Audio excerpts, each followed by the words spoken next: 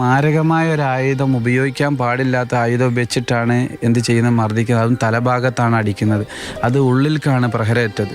അതിലാണ് തലച്ചോറ് കട്ട. അത് അറിഞ്ഞതിൻ്റെ കൂടെ എൻ്റെ ഭാര്യ വളരെയേറെ നോർമലായിട്ടില്ല. ഒരു വെള്ളം കൊടുക്കാൻ പോലും കഴിഞ്ഞിട്ടില്ല.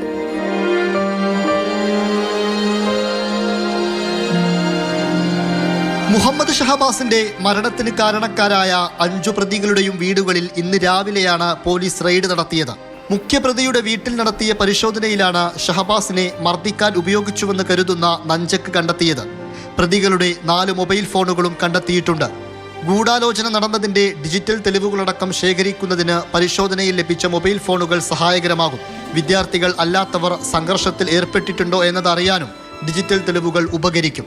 അതേസമയം രാഷ്ട്രീയ സ്വാധീനം ഉപയോഗിച്ച് കേസിനെ കുടുംബം അട്ടിമറിക്കുമെന്ന ആശങ്കയിലാണ് ഷഹബാസിന്റെ പിതാവ്.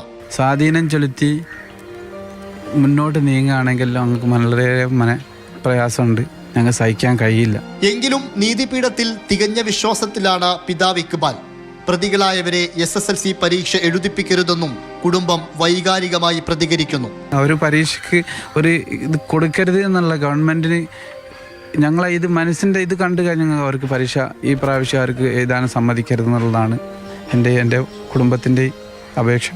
റെയ്ഡ് നടത്തിയപ്പോൾ പല വീടുകളും പൂർണ്ണമായും അടച്ചിട്ട നിലയിലായിരുന്നു. ട്യൂഷൻ സെന്റർ പരിസരത്തെയും മറ്റും CCTV ക്യാമറകളിലെ ദൃശ്യങ്ങൾ പോലീസ് ശേഖരിച്ചിട്ടുണ്ട്. പ്രതികളുടെ സുഹൃത്തുക്കളുടെയും രക്ഷിതാക്കളുടെയും മൊഴികളും പോലീസ് രേഖപ്പെടുത്തും. മാതൃഭൂമി ന്യൂസ്, കോഴിക്കോട്.